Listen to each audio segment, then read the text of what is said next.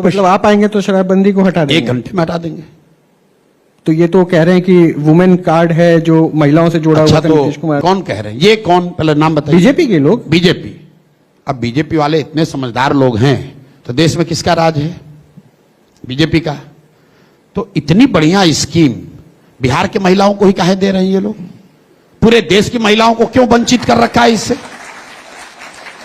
भाई देश में उनकी सरकार है, बिहार पर काहे इतना एहसान कर रहे हो? यहां बगल में यूपी में भी लागू कर दो, पूरा देश में लागू कर दो। पूरे देश की महिलाओं का सशक्तिकरण होना चाहिए ना, कि या बीजेपी कह रही है कि बिहार के महिलाओं का सशक्तिकरण होना चाहिए और पूरे देश की महिलाओं का के खिलाफ अपराध बढ़ना चाहिए। अगर शराबबंदी से महिलाओं का सशक्तिकरण हो रहा है जैसा वो दावा कर रहे हैं, तो मेरे भाई, there is a phrase called evidence based policy making.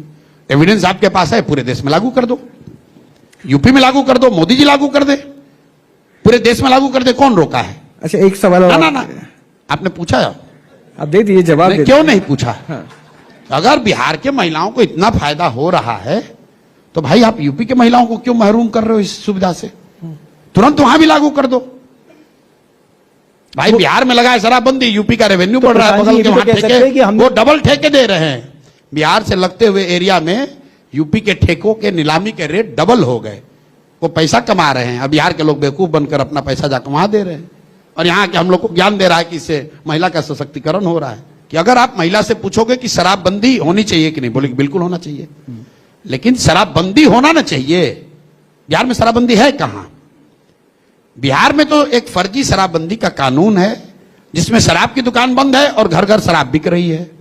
वही 100 रुपया की शराब 300 रुपए में बिक रही है। तो जब उसी महिला से पूछोगे आप फॉलो अप क्वेश्चन, शराबबंदी होनी चाहिए, बोलेगी हाँ होना चाहिए। क्या बिहार में है? बोलेगा नहीं है। क्या अभी की जो व्यवस्था है कंटिन्यू करना चाहते हो? कहते हैं बिल्कुल नहीं चाहते, इससे तो पहले से भी ज्यादा नुकसान है।